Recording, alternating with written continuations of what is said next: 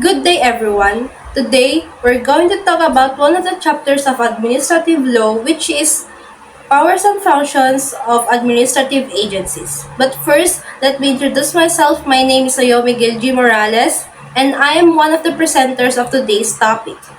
But first, we have to define what is function and power.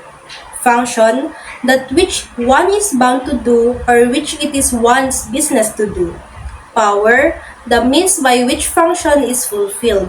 Note, failure to exercise powers granted to administrative agencies does not forfeit or extinguish such powers. Moving on, we have to talk about the scope of powers and functions of administrative agencies. First, we have express and implied powers. Jurisdictions and powers of administrative agencies are measured and limited by the Constitution or law creating them, to those conferred expressly or by necessary or fair implication. However, statutes conferring powers on administrative agencies must be liberally construed to enable them to discharge their assigned duties in accordance with legislative purpose. An administrative agency has only such powers as are expressly granted to it by the law, but it has also such powers as are necessarily implied in the exercise of its express powers. Take note of this: where a general power is conferred or duly enjoined by the law, every particular power necessary for the exercise of one or the performance of another is also conferred. The second scope is inherent powers. An administrative agency has no inherent power. Note, sometimes implied powers are referred to as inherent. The third scope is quasi-judicial power. Unless expressly empowered, administrative agencies are bereft of quasi-judicial powers. The extent to which an administrative agency may exercise given judicial power depends largely, if not wholly, on the statute empowering such agency. However, they have in their favor the presumption of regularity in the performance of official function. Next, we have to talk about nature of powers. In general, the jurisdiction of administrative offices and administrative agencies is special and limited. However, the powers conferred must be commensurate with the duties to be performed and the purposes to be lawfully effected. Powers of administrative bureaus have been held broad and plenary within their fields, and only in cases of manifest abuse may a court interfere. Note, persons dealing with administrative offices and administrative agencies must take notice of their authority to act and are charged with the knowledge of any limitations in their power. A government agency must respect the presumption of constitutionality and legality of statute or regulation until such is repealed or amended by the legislator, or otherwise set aside in an appropriate case by a competent court. Moving on, we have to talk about what is administrative power or administrative function. The term of the two is convenient rather than a technical term. An administrative power is said to be any power not explicitly allocated in the Constitution, although in its nature, legislative, executive, or judicial. This includes powers which may be invested in agencies other than the legislator without delegating legislative powers, powers which may be vested in agencies other than courts without infringing upon the judicial power, and functions which may not be imposed upon a member of judiciary. Most important administrative functions is the exercise of judgment and discretion which in statutes have vested in the administrative agency. In the exercise of quasi-judicial functions, administrative bureaus must not be too dogmatic to restrict themselves to literal interpretation of words and phrases. A complete and holistic view is needed to render a just and equitable judgment. Moving on with the powers of administrative agencies, we have the classification of powers as to nature. First, we have investigatory. Second, quasi-legislative or rule-making. Third is quasi-judicial or adjudicatory. Next to classification of powers is as to degree of subjective choice. First is discretional. The power of right conferred upon them by law of acting officially under certain circumstances, according to the dictates of their own judgment or conscience, and not controlled by the judgment or conscience of others. Essence is that the person exercising it may choose which of several courses will be followed. Next, we have ministerial. A ministerial duty is one in respect to which nothing is left to discretion. It is a simple, definite duty arising under the conditions admitted or proved to exist and imposed by law.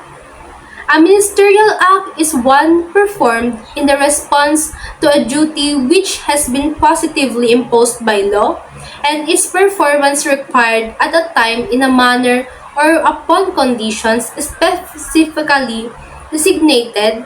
The duty to perform under the condition specified, not being dependent upon the officer's judgment or discretion. My name is Mildred Cadosio, the second presenter. Here the investigatory powers in administrative law. In Chapter 3, the powers and functions of administrative agencies. So in general, investigatory or inquisitorial powers include the powers of an administrative board to inspect the records and premises and investigate the activities of persons or entities coming under the jurisdiction, or to secure or to require the disclosure of information by means of accounts, records, reports, statements, testimony or witness productions of documents or otherwise. So, investigatory powers within the realm of administrative law, it examines the nature of these powers, their scope, and the considerations of surrounding their exercise. So, the nature of investigatory powers, also known as inquisitorial powers, are granted to administrative bodies to gather informations and evidence related to their jurisdictions. So here that these powers enable to administrative bodies to inspect records and premises. This allows administrative bodies to examine documents and physical spaces relevant to their investigations. The second is investigate activities. Administrative board probe the activities or actions or individuals or in entities under their purview. Third, secure information's disclosure. This includes obtaining information through accounts, records, reports, statement, witnesses, testimony, and document productions. Thus, to determine whether an agency board is exercising judicial functions or merely investigatory functions.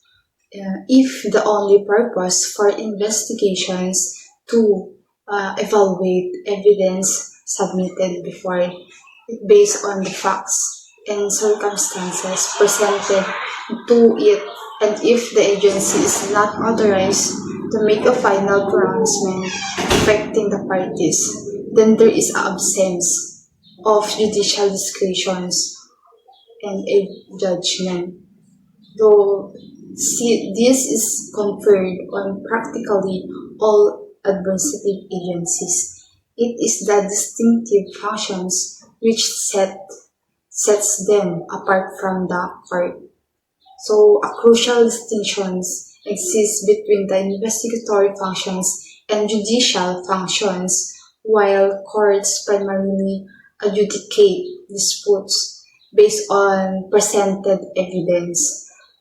The administrative bodies often conduct investigations to gather evidence before making decisions. So the key test differentiate between this function is presence or absence of judicial discretions and judgment.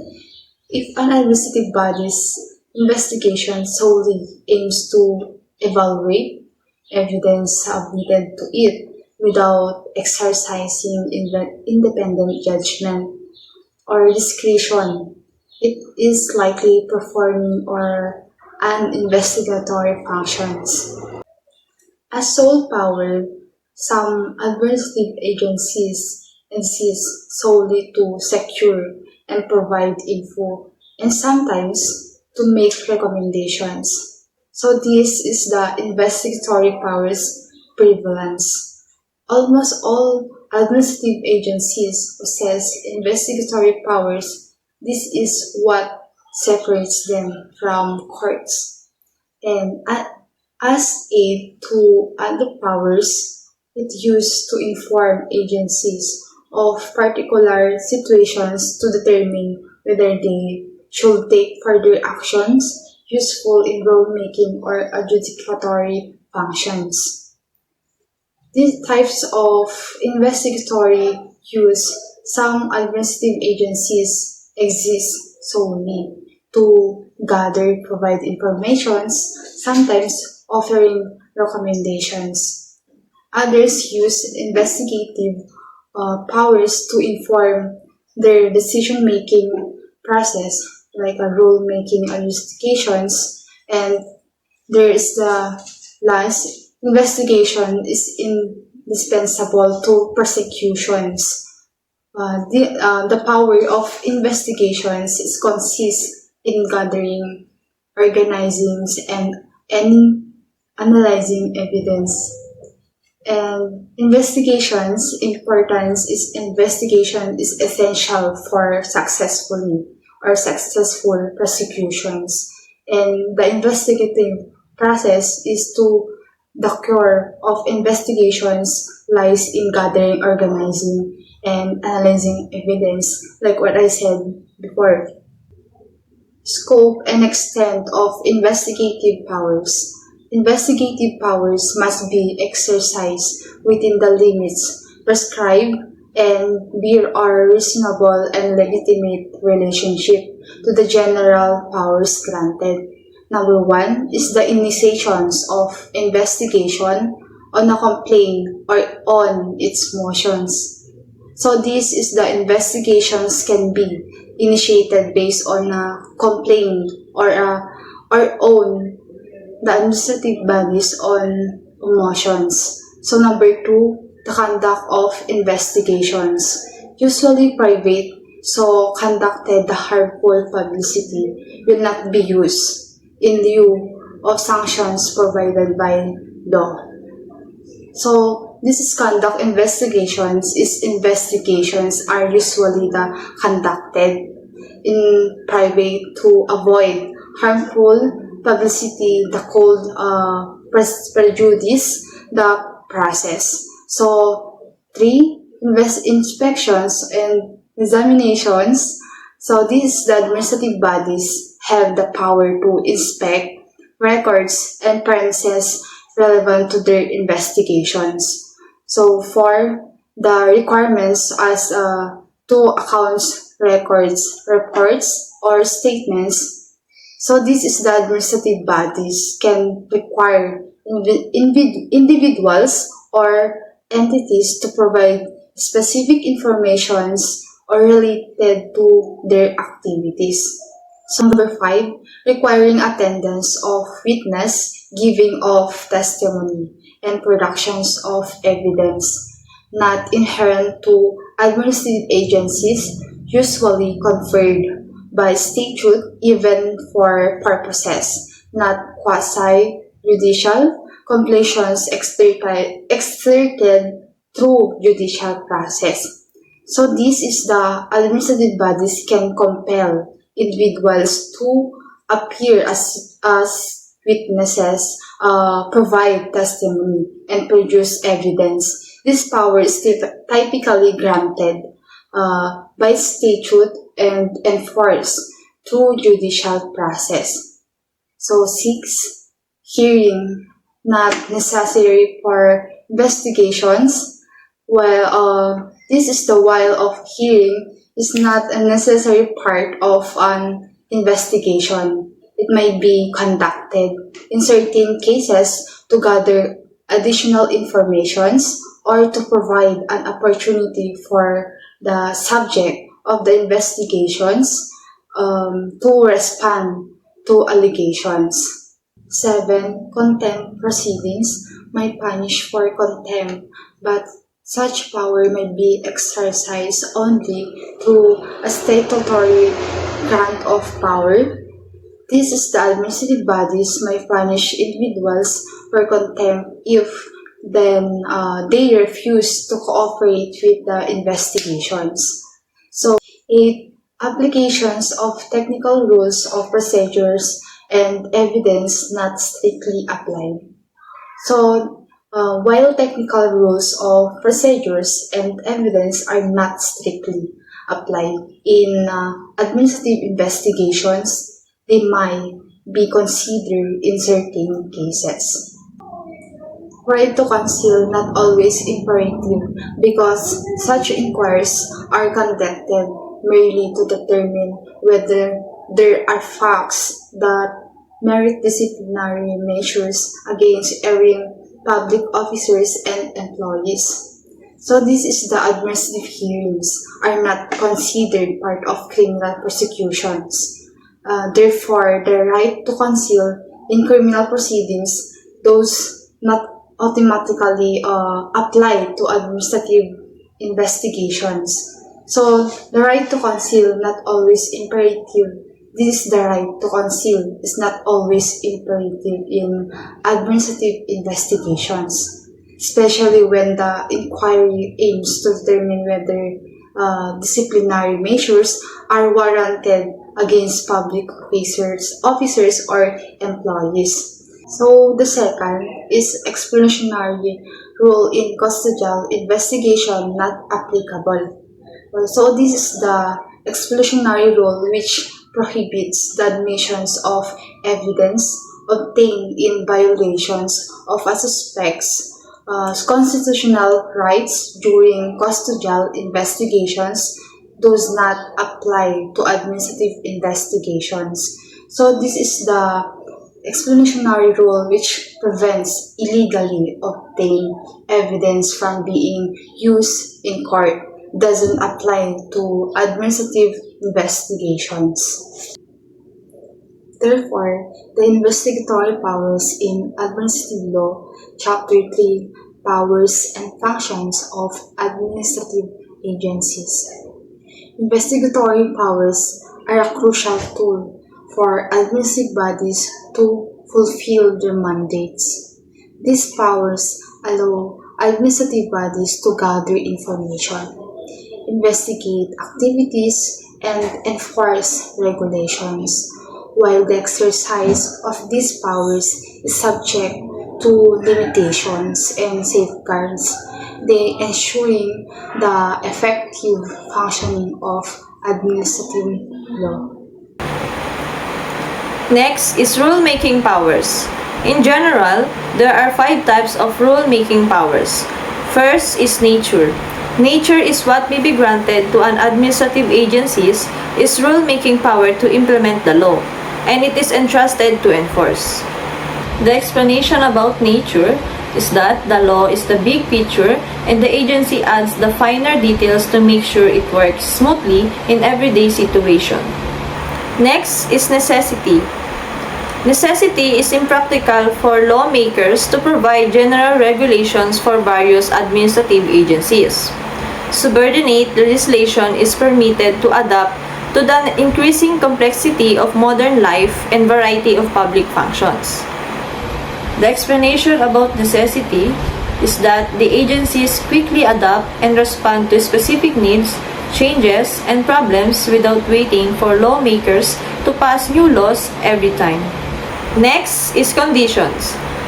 Conditions is a valid exception to non-delegation of legislative power provided two conditions concur. First is a statute is complete in itself, setting forth the policy to be executed by the agency. And second is a statute fixes a standard, mapping out the boundaries of the agency's authority to which it must conform. Next is binding force and effect.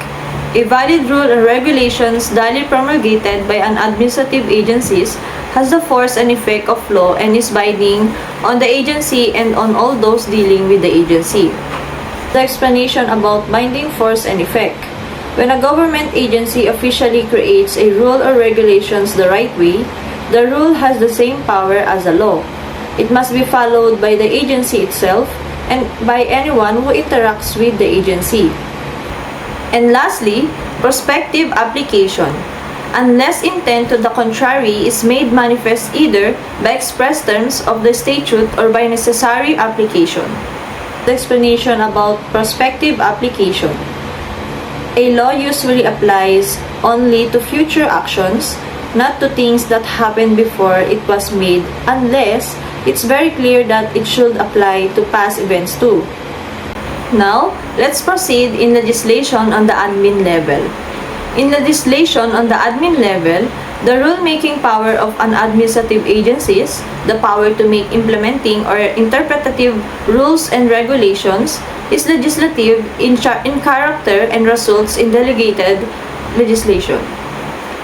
Rule-making is legislation in the admin level, legislation within the confines of the granting statutes as required by the constitutions, also called admin legislation, delegated legislation, and ordinance making and quasi-legislation. The power conferred upon an administrative agencies to issue or promulgate rules or regulations necessary to carry out its functions has been held to be an adequate source of authority to delegate a particular functions. Let's proceed in limitations on the rule-making power. First, it may not make rules and regulations which are inconsistent with the provisions of the Constitution or a statute. Second, it may not amend, alter, modify, supplant, enlarge or expand, restrict or limit the provisions or coverage of the statute. Third, it cannot engraft additional requirements not covered by the statute. Fourth, in case of discrepancy between the basic law and rules or regulations, the basic law prevails because the latter cannot go beyond the terms and provisions of the basic law. And lastly, rules or regulations should be uniform in operation, reasonable, and not unfair or discriminatory. Now, let's talk about rules, regulations, and orders or rulings. The rules and regulations on an admin body or officer usually comprise those actions of such body or officer in which the legislative element predominates in that they establish a pattern of conduct thereafter to be followed. Regulations may be used in the sense of rules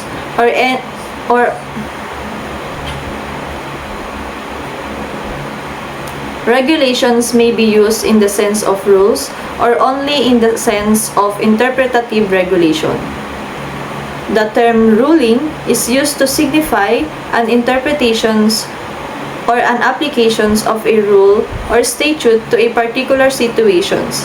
They are actions in which there is more of the judicial function. And let's proceed in kinds of rule-making powers. There are three kinds of rule-making powers. First is supplementary or detailed legislation. Rule-making by reason of particular delegations of authority.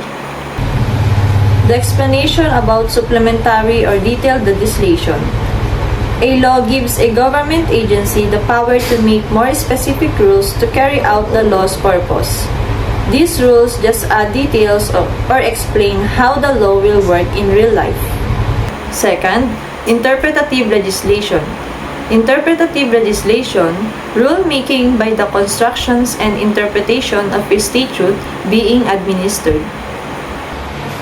The next explanation is about interpretative legislation. These are rules made by an agency to explain or clarify what a law means. They're not creating new laws, just helping people understand how to follow the existing one. Third, contingent legislation or determination. Contingent legislation or determinations is under delegated power whether a statute shall go into effect. Next explanation is about contingent legislation or determination. This happens when a law gives an agency the power to decide if or when the law will start working, usually based on certain conditions being met. Kind of rules and regulations. First, discretionary or legislative. Ito yung mga rules na ginagawa ng agency para punan ang kulang sa batas na ginagawa ng Congress. So halimbawa, sinasabi ng batas na mangolekta ng buwis pero ang agency ay magde-decide kung paano ito kokolektahin. Second, interpretative. Ito yung rules na nagpapaliwanag kung ano ang ibig sabihin ng isang bahagi ng batas. So halimbawa, ang batas na may salitang gross income tapos ang agency ang magbibigay ng klarong meaning kung ano ang kasama doon. Third, contingent. Ito naman yung mga rules na magiging effective lang kapag may nangyaring condition. So halimbawa, ang mag-a-apply lang ang rule kung tumaas ang inflation ng sobra. Fourth, procedural. Ito naman yung rules na naglalahad ng proseso o step na kailangan sundin. So, halimbawa dito, step by step kung paano mag-file ng complaint or application. The last, internal or penal. Yung internal, ito yung rules na para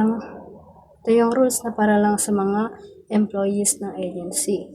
Yung penal naman, rules na may penalty o parusa kapag nilalabag. Legislative rules and regulations. First, a form of subordinate legislation. A form of subordinate legislation means na ang agency ang gumagawa ng rules, hindi mismo ang Congress. Pero legal pa rin dahil binibigyan sila ng authority ng batas na gumawa ng ganitong rules. Second, characteristics. First, a statute has delegated power to the agency to adopt the rule, and the second, it's provide that the rule shall, if within the delegated power, have authority force. Interpretative rules and regulations. First, reassemble judicial adjudication. So, ang interpretative rules ay paliwanag lang ng batas, parang ginagawa ng korte. Hindi sila gumagawa ng bagong batas, kundi gumagana sila kung tama ang kanilang paliwanag. Second, entitled to great weight and respect. So, pinapalagaan at nire-respeto ng korte ang interpretasyon ng ahensya, pero hindi kailangan sundin. Gabay lang sila, hindi sila batas mismo. Legislative and interpretative rules distinguish. First, power to create new law. So, yung legislative rules, gumagawa sila ng bagong batas o bagong rules na may bisa ng batas. So, yung interpretative rules naman, hindi sila gumagawa ng bagong batas. Ina-explain lang nila kung paano iintindihin ang existing na batas. Second, need and express delegation. So, yung legislative rules, kailangan malinaw na utos o permiso mula sa batas para gumawa ng bagong rules. Yung interpretative rules naman, hindi kailangan na express delegation kasi explanation lang sila ng existing law. Parang kasama na sa trabaho nila. Third, present of statutory sanction. So, yung legislative rules, pwedeng meron o walang sanction or parusa o requirements mula sa batas. Yung interpretative rules naman, walang statutory sanction kasi hindi naman sila gumagawa ng bagong batas. Fourth, binding force and effect. So, kapag tama at illegal ang isang rule, parang batas na rin ang bigat at epekto nito. Pero kahit authorized gumawa ng rules, pwede pa rin itong ipabura o ipawalang bisa ng korte kung mali. The last consequence of wrong construction. So, kung mali ang pag-intindi o pag-apply ng batas, walang makakakuha ng permanenteng karapatan dahil doon. So, hindi rin ma-hold ang gobyerno sa pagkakamali. So, pwede pa rin nilang itama kahit na nauna nang na-apply. Contingent rules and regulations. For example, Congress passes a law saying this law will go into effect when the unemployment rate drops below 5% and gives the Department of Labor the job of confirming when that happens. Procedural rules refers to those describing the methods by which the agency will carry out its appointed function.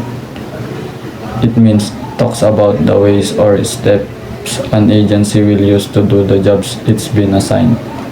In other words, it's about the procedures, strategies, or actions the agency will follow to complete its responsibilities.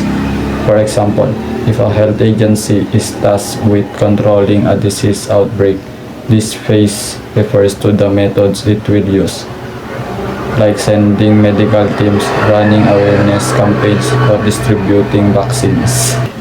Practical necessity of rulemaking power. Number 1. Regulation of highly complex and changing conditions. Refers to the process of creating and adjusting rules to effectively manage systems or environments that involve many interacting parts and are constantly evolving. Number 2. Gradual change in regulatory role of Congress. It refers to the shift from Congress directly creating detailed laws to instead setting broad regulatory policies or principles as society, technology, and economy become more complex and fast-changing. It became impractical to Congress to handle all the specifics. Number 3. Inability of legislative bodies to anticipate future situations. Legislative bodies struggles to anticipate future situations due to unpredictability of changes, the complexity of issues, short-term political priorities, limited access to comprehensive information, and the challenges of balancing innovation with regulations. Special advantages of the rulemaking power. This means that when the legislature is no longer burdened by minor or secondary concerns, it can focus on the key aspects of creating and passing important policies. Number 2. This means additional time to investigate refers to the period allocated to assess how administrative agencies have translated their policies into concrete action and effectively enforce them through regulations, procedures, or penalties. Number 3.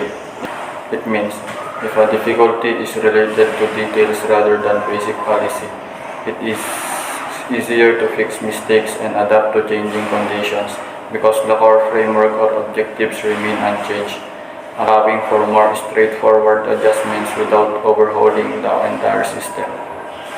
Number 4.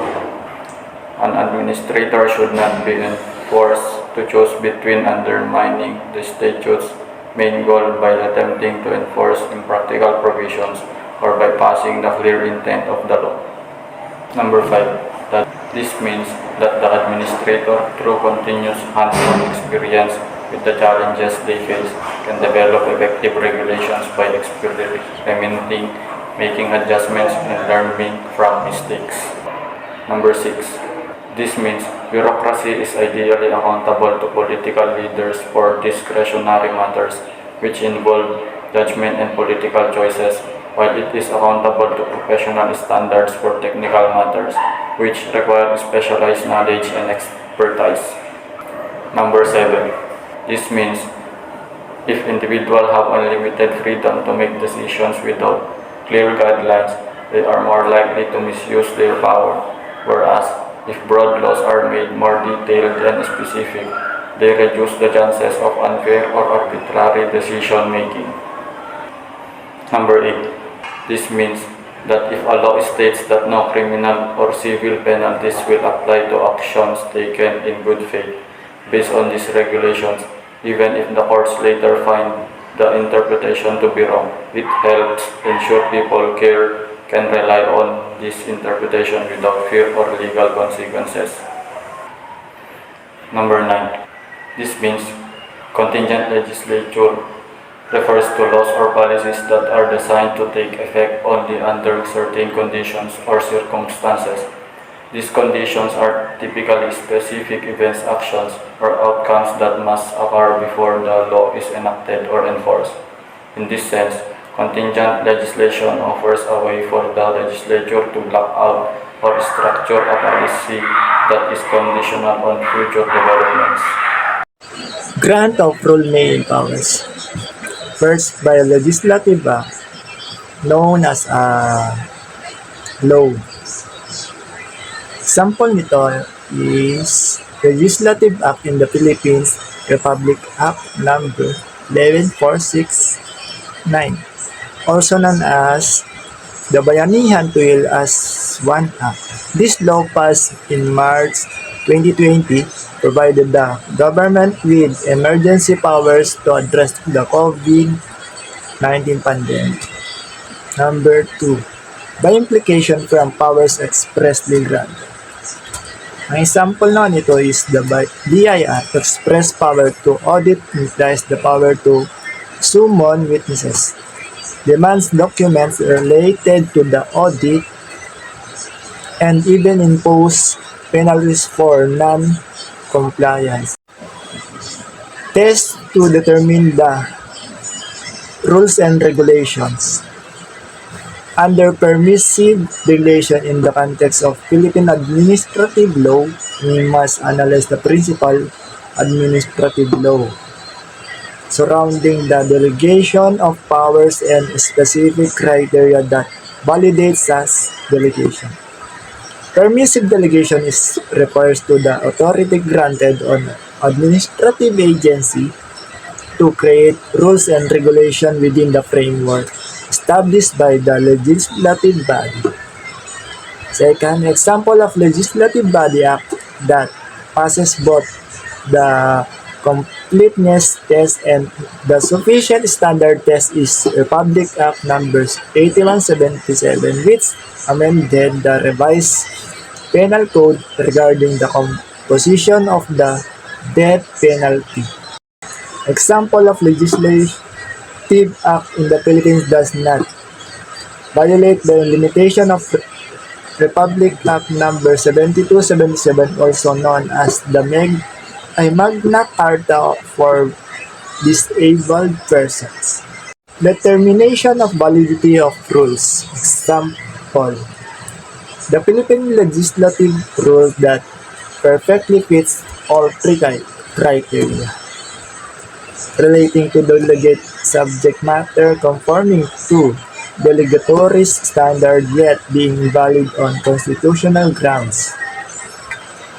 Let's imagine a law, the Data Privacy Act, delegates the power of National Privacy Commission, also known as NPC, to create implementing rules and regulations regarding data security for online businesses. The law specifies that this rule must, may tatlo tayong kailangan gawin dito, be consistent with international best practices. Second, minimize unnecessary restriction on business operations. Pangatlo, ensure the protection of individual privacy rights.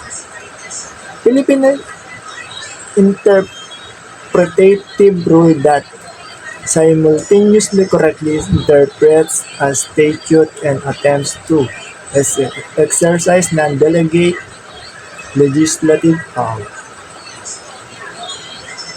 Let us assume the Philippines Environmental Law, the Clean Air Act, grants the Department of Environment and Natural Resources or DNR. The power to issue interpretive rules clarify ambiguous section of the Act. One ambiguous section of the Act. Tests applied in determining validity of rules. Una, this principle rooted in administrative law signifies that any regulatory body or agency can only exercise the power specifically granted to it by the enabling legislation or constitution.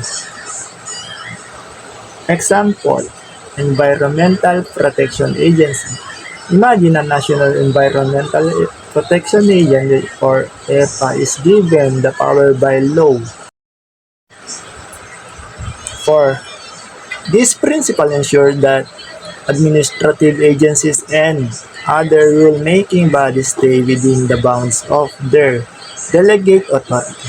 Rule must serve the intent of the law they are meant to implement. Otherwise, they are considered controversial beyond the power and invalid. Example, workplace safety regulation. Imagine a law.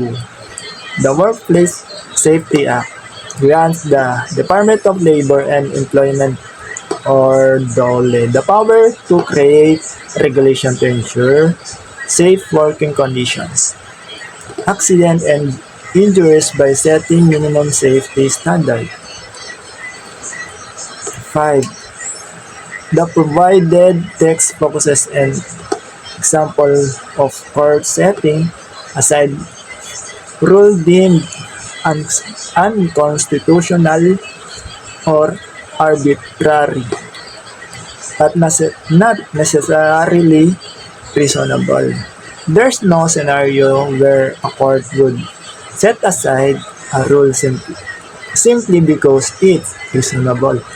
In fact, reasonableness is often a requirement for a valid rule. Court intervene when rules are unreasonable in the context of being arbitrary or unconstitutional. Example, the Line Item Veto Act. The case of the Line Item Veto Act, as described the New York Times article, provides a clear example. A federal judge ruled the Line Item Veto Act unconstitutional because it allowed the president to selectively veto parts of legislation, which the judge argued violated the separation of powers enshrined in the U.S. Constitution. The court set aside constitutional authority. Requirements of reasonableness. A reasonable relation to the purpose sought to be accomplished is a legal standard used to assess the validity of laws, regulation, and government action. It essentially means that the means used to achieve a particular goal must be rationally connected to the goals. Example, speed limits. Law setting speed limits on highways bears a reasonable relation to the purpose of improving public safety. The goal is to reduce traffic accidents and injuries. Lowering speed limits is a rational way to achieve this goal because low speed limits give driver more time to react and reduce the impact of collisions. Second, a situation that is supported by good reason. Ano nga ba ito? Can be found in the context of employment law, specifically regarding the termination of an employee under a good reason clause in an employment contract. Example nito, good reason for termination. In many executive employment contracts, there is a provision known as a good reason clause. This clause allows the executive to terminate their employment without penalty if certain adverse changes occur in their job condition. Pangatlo, a legislative rule that is free from constitutional infirmities and does not change the principle of arbitrariness is Republic Act Number 903, also known as the Ecological Solid Waste Management Act of 2000. This law was an act to provide a comprehensive framework for solid waste management in the Philippines. Its primary aim to ensure that all local government units implement effective waste management systems that are environmentally sound, economically viable, and socially acceptable. My name is Ronaldin Arsadon. Here are the rule-making powers of the Chapter 3, the internal rules and regulations. So, object refers to a specific subject matter or activity that rule aims to regulate or govern. Second is nature, those carrying penal or criminal sanctions for violations of the same. Nature is the fundamental character or essence of rule itself. Next is penal rules and regulations. First is requisites for validity. So, it revolves around due process and adherence to legal principles. It includes clear and definite statute, timely prosecutions, and right to a fair trial, and also include presumptions of innocence. Second is nature of power to describe penalties. So the power to prescribe penalties is primarily vested in the legislature through laws that define crimes and prescribe punishment. Next is a legal force and effect of administrative rules and regulations.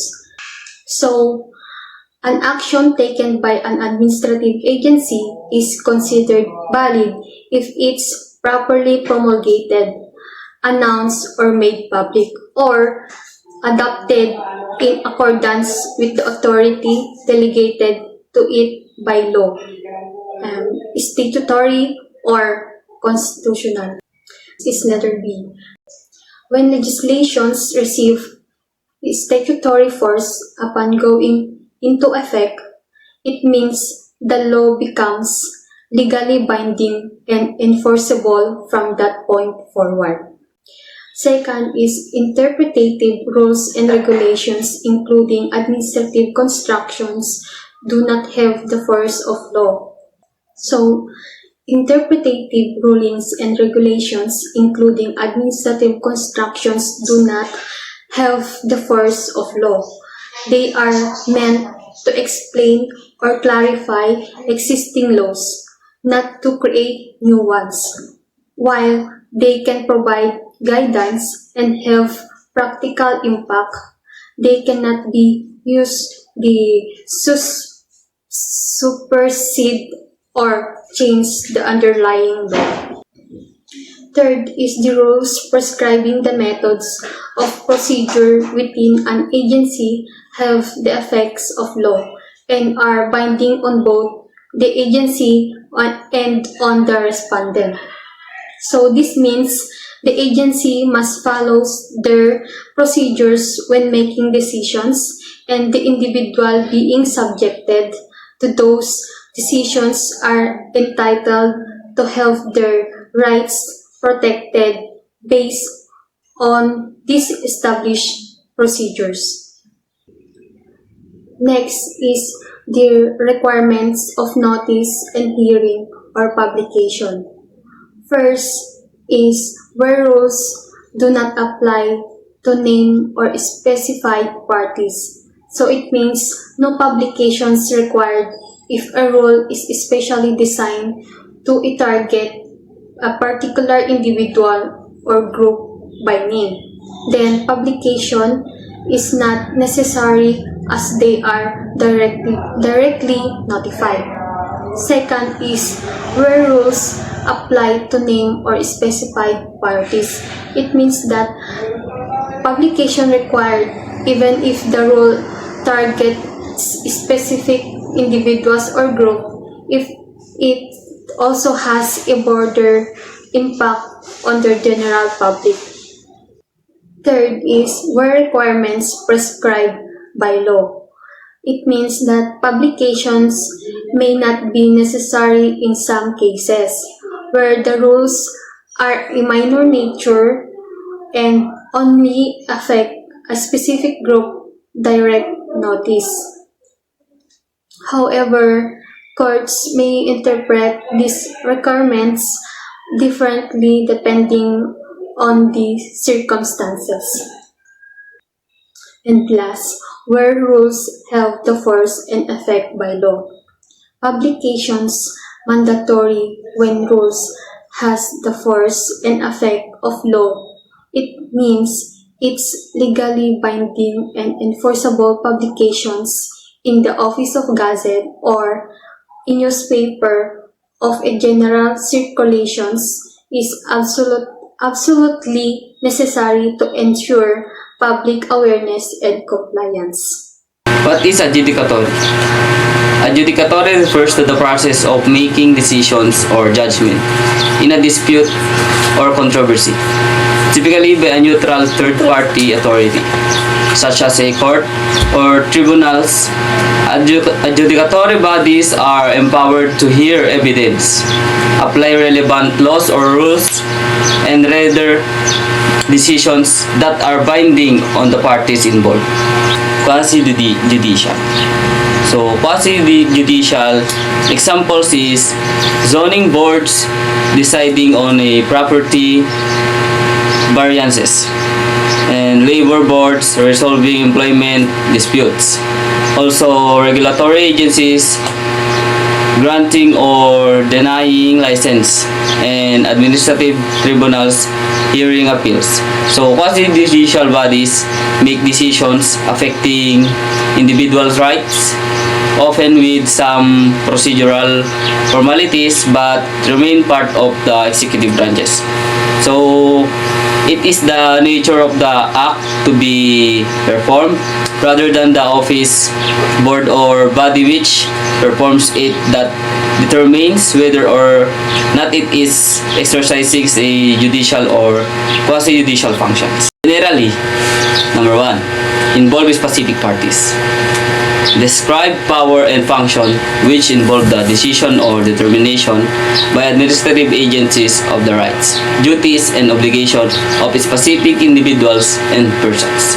Number 2 is involve judicial functions exercised by a person other than a judge, where a power rests in judgment or discretion so that it is of judicial nature of character but does not involve the exercise of functions of a judge, or is conferred upon an officer other than a judicial officer. It is deemed quasi-judicial, distinguished from judicial power. So, adjudicatory power is mentioned as being incidental to administrative duties, implying that it's a decision-making authority that's part of a larger administrative functions, whereas judicial power is the primary function of court. In essence, judicial power is the authority to make definitive and binding decisions on legal matters, whereas adjudicatory power may be a part of administrative decision making. So this is also a part of adjudicatory powers, the extent of powers. So number one is jurisdiction is limited. So what does it mean? This is the authority and powers of a quasi-judicial agency are defined and limited by the specific law or regulation that establishes it. So also is the grant of original jurisdiction on a quasi-judicial agency is not implied. So what this also means? It is a quasi-judicial agency does not automatically have the powers to hear and decides cases. Its a jurisdiction must be implicitly guaranteed by the enabling law. Number two is split jurisdiction, not favor. When an administrative body or administrative agency is conferred quasi-judicial functions, all controversies relating to the subject matter pertaining its specialization are deemed to be included within its jurisdiction. So, when a quasi-judicial body like an administrative board or agency is given authority to perform judicial-like functions, it's implied that all related disputes or controversies within its area of specialization fall under its jurisdiction. So the body's jurisdiction covers all matters related to its specific area of expertise, allowing it to handle disputes and make decisions within the domain. I'm JC Cadusio. I will discuss the continuation of extent of power. The number 3, the grant of particular power must be found in the law itself. So this specific authority must be based on law. It can just be assumed. So the number 4 is the general policy of courts to sustain decision of administrative agencies, the doctrine of separation of powers, and presumed negligibility and expertise in the law they are entrusted to enforce. So the courts generally respect the and uphold the agency's decisions because of their presumed expertise in their field. So for example, if a labor agency gives the power to decide labor disputes, it automatically handled all related labor cases unless a law says otherwise. The next slide is distinguished from investigative power. So these slides explain the difference between investigative and adjudicative powers. So investigate means to examine or explore, inquire or delve into, those not involved resolving a controversy involved in the fact inquired into by application of the laws to the fact established by the inquiry. And the adjudicate means to adjudge or arbitrate and determine, rule on, to settle in the exercise of judicial authority. And the next is the distinguished from rulemaking. These slides shows the difference between rulemaking and adjudication. So, for example, if an agency creates a rule about the minimum wage, that is rulemaking, but it decides a specific case about an employer not paying minimum wage, that's adjudication. Here are the distinguished from rulemaking. Number 1 is the futurity and retrospection. So, when an agency does rulemaking, it focuses on the future. It changes conditions by creating new rules that will apply moving forward, not backward. So, for example, if someone violated a law last month of adjudication will determine if they are guilty. But if the agency wants to change a policy for all future cases, like raising a fine starting next year's rulemaking. Number 2, the generality and particularity. So, generality and particularity. So, adjudicatory power deal with specific people or specific situations.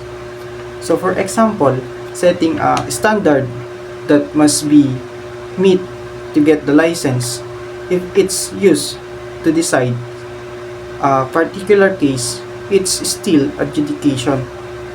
So, if a licensing board denies you a license because you didn't meet specific requirements, that's adjudication.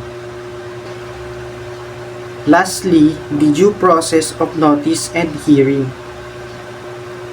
So, for example, if you are being accused of violation, the agency has to notify and give you a chance to defend yourself. But if the agency simply announce a new rule about parking fees starting next month, they can do that without holding hearings for every citizen. So, the last topic is nature of particular act. Number 1, licensing, enabling, or approving.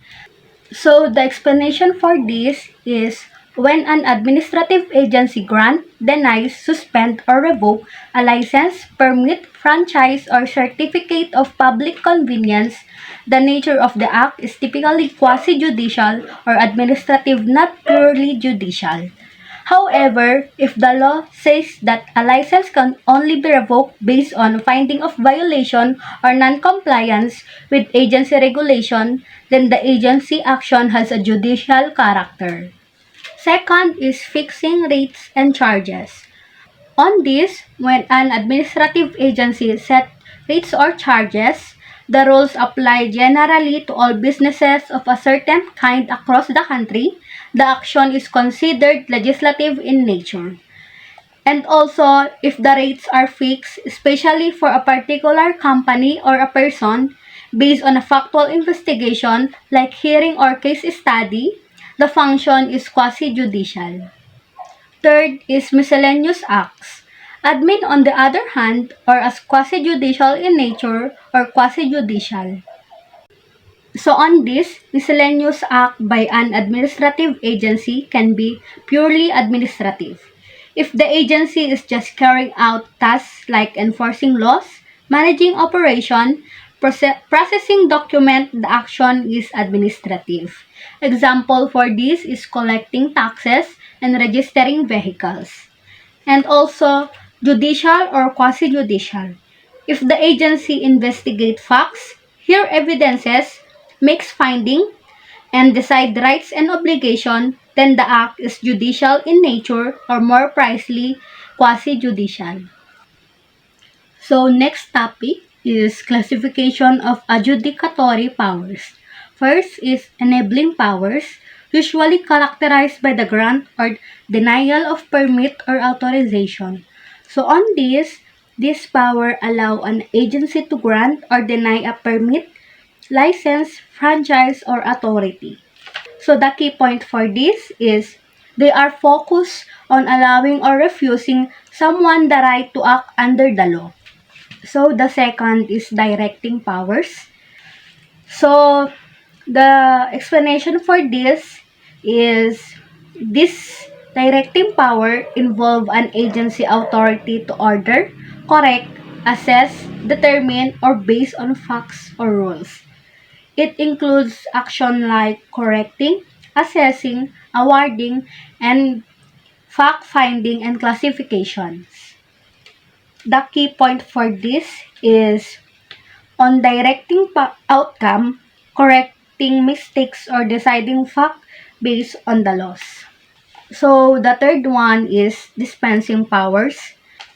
So in this is the agency's power to excuse, relax, or exempt someone from allowing a general rule of duty.